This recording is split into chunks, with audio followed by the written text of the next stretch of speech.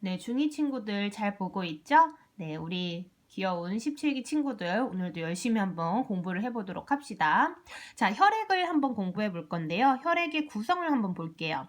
여러분들이 만약에 이제 병원에 가서 혈액을 이제 채취를 하게 되면 이런 모양이 될 거예요. 근데 이거를요, 굉장히 빠른 속도로 막 돌립니다. 이걸 원심분리한다라고 하는데요. 그렇게 하게 되면 윗부분은 액체 성분이 딱 뜰 거고 아랫부분은 세포 성분이 이제 모이게 될 거예요. 그러면 아랫부분이 훨씬 더 무거운 게 되겠죠. 이런 무거운 혈구라고 얘기를 하고요. 그리고 이 윗부분을 혈장이라고 얘기를 합니다. 약간 노르스름한 모습을 띠게 될 거예요. 그래서 윗부분의 혈장과 그리고 아랫부분의 혈구로 구성되어져 있다라고 합니다. 네, 혈장과 혈구 꼭 기억을 해주세요.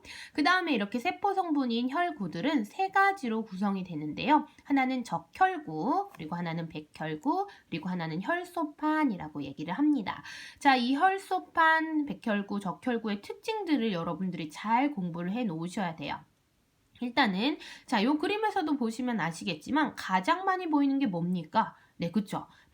적혈구죠, 적혈구. 여기 백혈구 사진에도 주변에 막 적혈구가 있고, 혈소판 사진에도 적혈구가 굉장히 많은 걸 볼 수가 있죠. 얘는 특징이 뭐냐면요, 굉장히 많아요. 제일 많은 게 적혈구입니다. 자, 그 다음에 얘는 어떤 모양으로 생겼냐면 가운데가 오목한 원반 모양을 띠죠. 이렇게 약간 그 스카치 사탕 같이 생긴 그런 모양을 띠게 됩니다.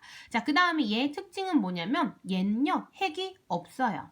얘는 핵이 없어요.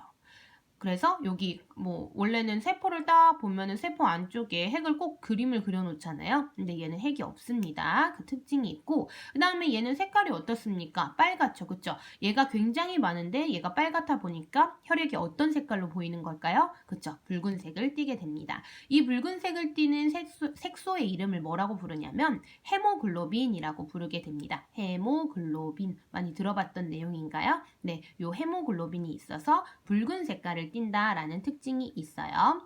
얘의 기능은 뭐가 있냐면요. 얘는 산소를 운반하는 작용을 합니다. 헤모글로빈이 세포에 산소를 공급하는 그런 역할을 해줘요. 그래서 적혈구 안에 들어있는 빨간 색깔 색소인 헤모글로빈이 산소를 가지고 있다가 조직 세포에다가 전달한다라는 특징이 있습니다. 그럼 만약에 적혈구의 숫자가 줄어든다면 어떤 특징을 보이게 될까요? 산소를 잘 공급을 못하겠죠? 그래서 부족하게 되면 빈혈이 생길 수 있다는 특징을 가지게 됩니다.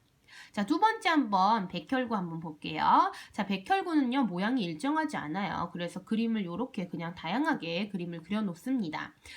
그리고 얘는 특징이 뭐냐면 핵이 있어요. 얘는 확실하게 핵이 있어요. 요 세 개 중에서 유일하게 핵이 있는 애입니다.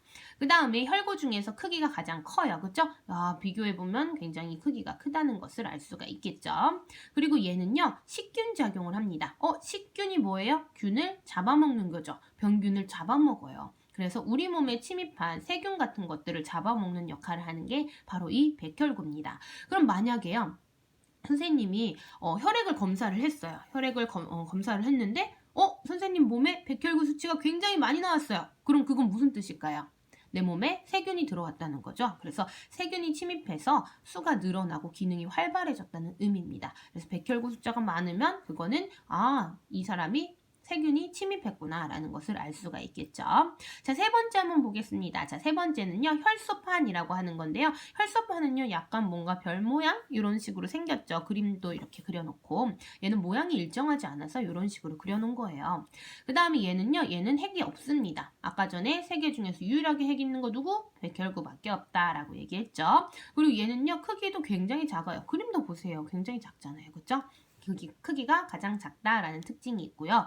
얘는 무슨 역할을 하냐 하면요, 혈액의 응고작용을 도와줍니다. 여러분들 피가 났을 때를 한번 생각을 해볼게요. 상처가 나고 피가 났을 때, 자, 시간이 지나면 어떻게 돼요? 딱지가 생기죠. 그쵸? 그렇게 혈액이 응고가 되는 겁니다. 자, 근데 만약에 이 혈액이 응고가 되지 않는다면 계속 피가 나올 거고, 그리고 바깥에서 병균이 계속 들어올 수가 있겠죠. 그래서 그런 딱지를 만들어주는 역할을 하는 게 이 혈소판이에요.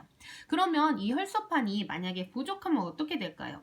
혈액 응고가 잘 안 되겠죠. 그쵸? 네, 그런 특징을 가지게 됩니다. 그래서 요 세 가지는 꼭 기억을 해주시고 혈구들 그리고 혈장도 기억을 해주세요. 혈장은 액체가 주성분이고요. 그 다음에 영양소나 이산화탄소나 노폐물들을 운반합니다. 자, 혈액의 특징이 뭐였어요?